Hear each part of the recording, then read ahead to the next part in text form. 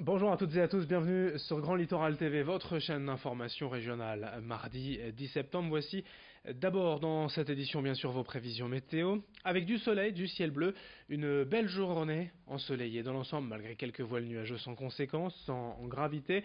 Sur le littoral jusque dans l'intérieur des terres, dans l'Audomarois et la Flandre, on profitera vraiment d'une belle journée. Avec des températures en légère hausse, 18 degrés aujourd'hui sur le littoral de Dunkerque à Boulogne, 19 degrés à Saint-Omer. Les prévisions météo complètes après ce journal. On démarre avec une image, les chantiers à Dunkerque, les travaux du stade Tribu à l'occasion d'une visite officielle avec les autorités et les élus hier. Pour rappel, le stade est en rénovation depuis près d'un an, il est désormais possible de voir les prémices de la nouvelle tribune nord. Une tribune sur 4 niveaux comportant les gradins, les espaces presse, les loges VIP et le déambulatoire. Pour toute cette partie, la facture s'élève à près de 7,3 millions d'euros. Tout doit être terminé pour décembre prochain. Ensuite, c'est la tribune sud qui sera à son tour rénovée, puis les locaux administratifs. À terme, le logo de l'USLD apparaîtra directement sur les gradins. Présentation du chantier, du projet au micro de Morgan Reylan. Difficile et compliqué, c'est pas forcément les mots, c'est technique plus le mot. Effectivement, ça ramène de la complexité au niveau de l'exécution et au niveau du calcul. Par contre, effectivement, la complexité, on sait la gérer et on sait aussi gérer le délai de par la mise en œuvre de moyens qui sont adaptés à la technicité qui est dessinée par l'architecte. C'est pas rond comme un ballon de foot, effectivement, c'est plus une ellipse. Là, le projet est dessiné en ellipse, ce qui nous a aussi valu un petit grattage de tête en fonction des rayons de courbure, puisque chaque jour, les coffreurs qui réalisent le béton, les murs en béton, doivent adapter les coffrages. Restons à Dunkerque pour évoquer aussi l'inauguration officielle il y a quelques jours de la nouvelle patinoire, rouverte déjà depuis quelques semaines. La piste de glace a tout de suite retrouvé son public, avec 4 fois plus de visiteurs en août 2019 qu'en août 2018. Peut-être un effet nouveauté, mais il faut dire aussi que l'ensemble est bien plus accueillant que la vétuste patinoire Michel Raffou, bien connu des Dunkerquois.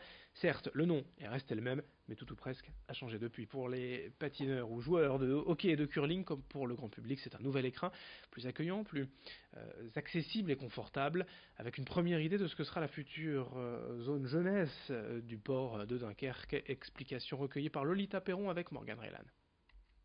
On a plusieurs publics, le public sportif, donc avec les clubs, les associations, qu'on accueille justement au quotidien pour les entraînements, les matchs. Et après, on a les ouvertures principales au public, justement avec les séances publiques, les séances animées, les soirées à thème. Et après, on a aussi toute la partie des entreprises, où là, on organise justement tout ce qui est séminaire. Et c'est justement là tout cet établissement où justement on a la partie centrale avec les salles polyvalentes qu'on peut exploiter justement de ce côté-là, avec les séminaires, les team building et les journées d'études. Dans ce journal régional également, la ville de Dunkerque a reçu récemment un nouveau label, la communauté French Tech. Cette distinction est d'abord une reconnaissance du travail engagé depuis plusieurs mois pour développer les startups et les projets numériques sur le territoire. Grâce au label French Tech, Dunkerque va pouvoir consolider le développement d'initiatives touchant à l'économie, au portuaire, à l'industrie, avec notamment des startups accompagnées à l'image de Géodune, fondée par Adrien Cartier, qui vient de recevoir d'ailleurs il y a quelques semaines le prix RTE CUD, récompensant le meilleur projet numérique. Son idée, avec son projet baptisé Géocéan, c'est d'installer un capteur de marée sur la future plateforme électrique au large de Dunkerque pour connaître le courant à cet endroit. Plus d'explications au micro de Louis Caillé. Il consiste en fait à bénéficier de la position offshore de la plateforme RTE qui va être mis en mer à 10 km des côtes. Et donc sur cette plateforme on va installer un courantomètre houlographe qui permet de mesurer en fait la hauteur des houles, la vitesse des courants et en fait de rapatrier ces données et de les visualiser en temps réel sur un site internet ou une application. Ça sera utile pour énormément de personnes. On va pouvoir paramétrer des alertes en fonction des niveaux d'eau, des niveaux de houle, des vitesses des courants. Et il y a énormément d'utilisateurs qui ont été très sensibles à ce service lors de l'étude de marché pour ce projet. En bref, à Coudekerque-Branche, le syndicat intercommunal à vocation unique indique qu'une coupure du signal fibre est à prévoir cette semaine jusqu'à vendredi de 22h à 6h du matin en cause en fait des travaux de réfection du quartier Stendham à Coudekerque-Branche. Le détail des rues concernées par ces éventuelles et potentielles coupures de fibres et donc de télévision et d'internet jusqu'à vendredi sur le site du CIVU, le syndicat intercommunal à vocation unique à Coudekerque-Branche. Après 2 ans de travaux, le beffroi de Bergues reprend du service et son carillonneur avec 1,5 million d'euros ont été nécessaires pour ce chantier, financé par des partenaires publics, privés, mais aussi du crowdfunding. Reportage au sommet du beffroi, signé Corentin Escaillé. Du haut de ses 47 mètres, le beffroi de Bergues peut enfin faire résonner ses 50 cloches.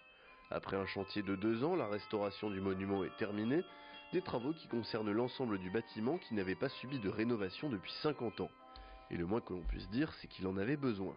Au tout départ, nous avons fait un premier diagnostic en 2009. Le beffroi avait ce qu'on appelle des désordres de structure, c'est-à-dire des problèmes de fond qui n'allaient pas s'arranger tout seul et certainement pas avec, je dirais, des petites réparations.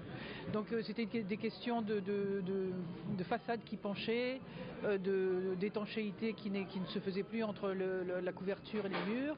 Et puis nous avons vite constaté aussi que les matériaux étaient assez vétustes, puisque le beffroi a 56 ans, donc tout ce qui est menuiserie, tout ce qui est béton commençait à vieillir sérieusement. Le carillon avait été touché par la pollution, une croûte d'1 millimètre s'était déposée à l'intérieur des cloches au fil du temps, ce qui avait terni leur son. Le carillonneur est ravi de retrouver son instrument avec des cloches comme neuves après leur nettoyage. Ah oui, alors j'ai repris depuis 3 semaines maintenant, donc c'est une grande joie de pouvoir rejouer parce que j'ai quand même été 23 mois sans jouer. Et quelque part, c'est vrai que ça manque, Et donc le fait de retrouver son carillon est dans de meilleures conditions, puisque maintenant j'ai un nouveau clavier, j'ai une nouvelle cabine, beaucoup plus confortable. Donc c'est vrai que c'est quelque chose d'intéressant, quoi. Pour ceux qui voudraient visiter le beffroi, le monument est ouvert du lundi au dimanche d'avril à octobre et du lundi au samedi de novembre à mars. Il vous faudra toutefois du courage puisque l'édifice compte plus de 200 marches. Et c'est la fin de ce journal, merci à vous de l'avoir suivi. Dans un instant sur Grand Littoral TV, et d'autres infos dont vos prévisions météo, et on se retrouve dès le prochain quart d'heure pour une nouvelle édition. Très bonne journée à toutes et à tous.